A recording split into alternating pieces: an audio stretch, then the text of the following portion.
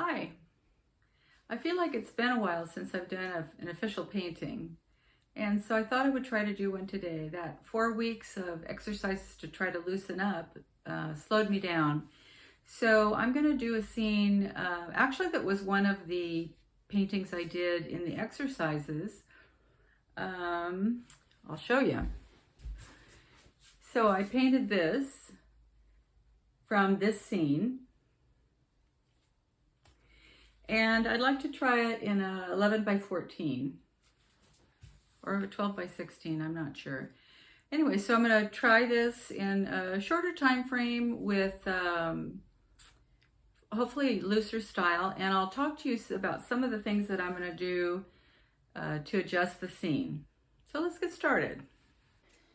This time I'm using a Centurion panel 11 by 14. These have a stronger tooth to them, and I do like these panels. I do recommend them. Okay, so let's talk about what we're doing here. On my photo, you can see the tree is right in the middle, and the water line is slightly under center. So there's a couple things we're going to change here. I made a dot where the middle is. I made a little mark at each side of the panel. Now the tree is going to be the center point, and so I'm going to put the tree a little bit to the right hand side, and also the water line needs to be down here, but not crooked like that. And the mountains, I think what I might do is start them a little bit above the center line. I'm going to do the block in with red iron oxide. You know, I think I need to show more water, so I'm going to bring it up here just to get a little bit more water, and maybe have that not be so high. And then the trees, I'm going to start right here. So in the photo, there's a cluster of 4 trunks, and you're not supposed to use even numbers. So I'm going to put the smaller one here, and I'm going to put a third one here. I'm going to make the trees actually bigger than they are, and the trunks do kind of hit the same spot down here. This one has multiple trunks. And then this one has, and this trunk is too thick. We're gonna have to thin that out. I'm using my number 2 rosemary ivory long flat. I've got sort of the position here, and I'm going to kind of stabilize the pattern. And so I'm just kind of marking the trunks in with purple. This is actually quinacridone red and ultramarine blue. I'm going to mark in where the branches are going to go, and I'm also going to mark in where the shadows are going to go, because the sun is coming from the north and west because the sun is starting to go down. And then the shadows get a little lighter right here. And there's a drop off right here where there's a runoff from the creek going. I'm using cobalt blue and white for the sky. And last time I painted this painting, I had a really hard time getting the sky in behind the tree. So I'm actually going to add a little bit of it now. And as the sky gets lighter, as it gets near the horizon, I'm adding more white,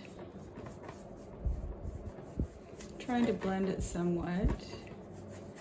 And see, remember, I'm supposed to be messy, and I'm also supposed to be doing a block in and not painting the actual painting yet, but I keep forgetting. This is the story of my life. I don't have to be that meticulous because the leaves from the tree are going to be covering up some of this. I like the idea of getting the sky in, a little bit of the sky in before I start putting the tree in. And then at the ocean, at the horizon where the ocean is, so the horizon's down here, it's a little bit purple. I'm adding more white to my dioxazine purple that I use for the outline. And I'm going to paint that in. And that red iron oxide doesn't really go.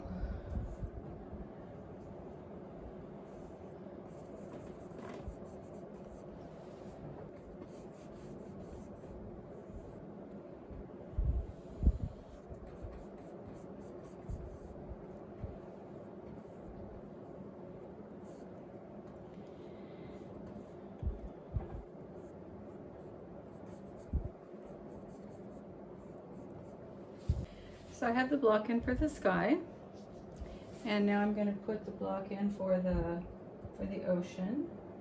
So for the ocean, I'm using a little phthalo turquoise with a white. This is too dark, but we're going to fix it. And I also added some cad yellow medium. And I did switch over to my 8 filbert because I'm trying to make big strokes, less detail. So I've taken a little ultramarine blue. Let's see, a little ultramarine blue, white, cad yellow medium. The brush strokes going downward kind of show you the angle of the hill, and then it's less dramatic at that end.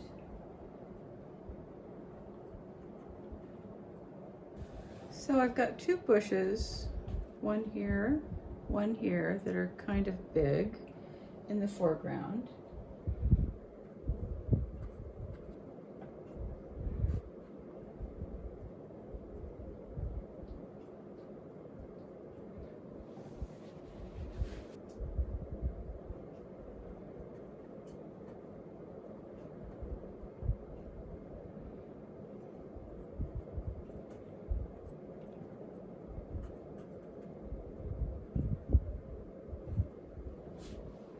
Time to put in the leaves. I'm using some of this dark purple.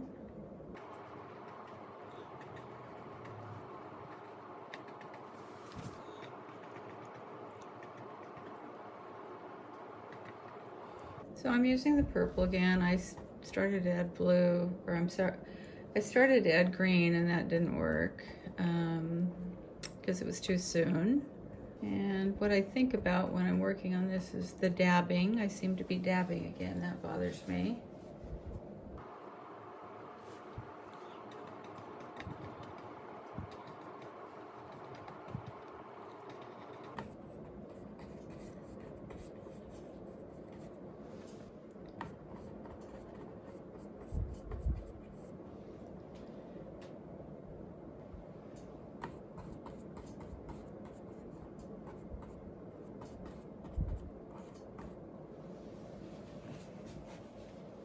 So I mixed up another green with ultramarine blue and cad yellow medium. And I am lightening the purple with the green around the edges. I'm probably going to put another lighter green also. I try to always add a little red, either alizarin crimson or some kind of a red to my greens to take away the vibrancy, because you want your greens to kind of look semi-normal. So now I'm using ultramarine blue and lemon yellow light to put highlights on the tops of the trees and the edges of the flowers. This seems very yellow. It's actually a green, but I guess in comparison to the dark yellow, in comparison to the dark green, it looks like plain yellow. And I don't know what kind of trees these are. I was thinking about turning them into like a cypress, because that was very common at the Pacific coast. But I forgot. I just started painting them kind of as they look. And you know, one of the most common rules of painting is to change your composition. And I meant to change it. I just got too focused on trying to be messy, trying to implement my new strategy. I decided to add some highlights on the trunks of the trees. The one in the middle is pretty much in shadow, so I'm not gonna put a highlight on that. I ended up mixing some of my purple with the red iron oxide and yellow ochre, and I kind of like this color. It seems kind of woodsy. I do think though that I need to darken the left side of the tree trunks. I'm trying to make that look like a branch again. Maybe I'll put a little, there we go. Okay, for the left side, I added a little ultramarine blue and red iron oxide. And I do like that for a tree trunk.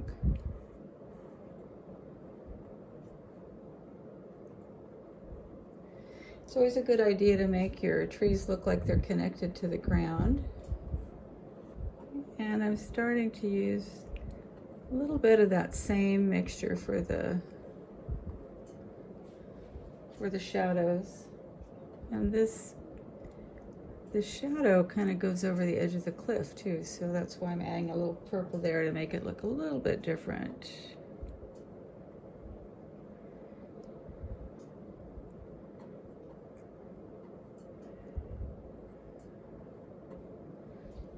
This is another way to make the tree kind of stand out, is to have a lighter color behind it. This is kind of what they mean when they talk about backlit.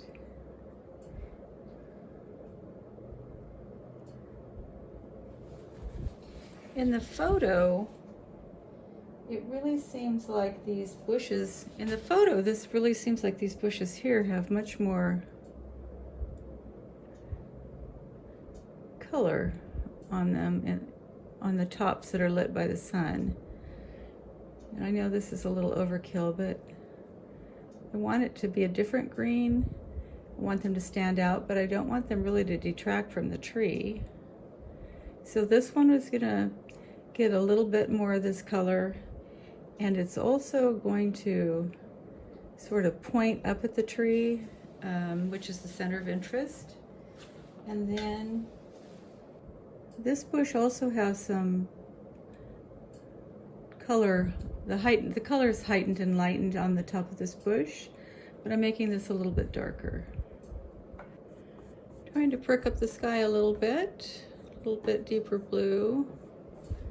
It doesn't look very much deeper though, does it? I did give it a little tinge of phthalo blue. And you know, probably you'd be told to add clouds or other things that would make the sky more interesting. And I try to most of the time, but sometimes, particularly in California, we've just got these very stark pale blue skies. And that happens at the beach also.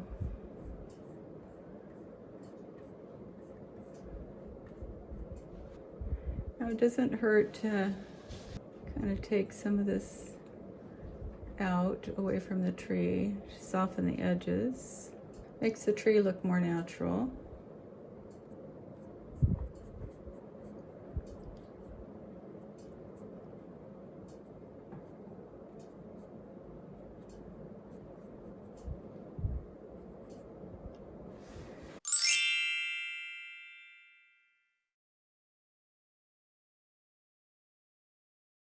Happy painting!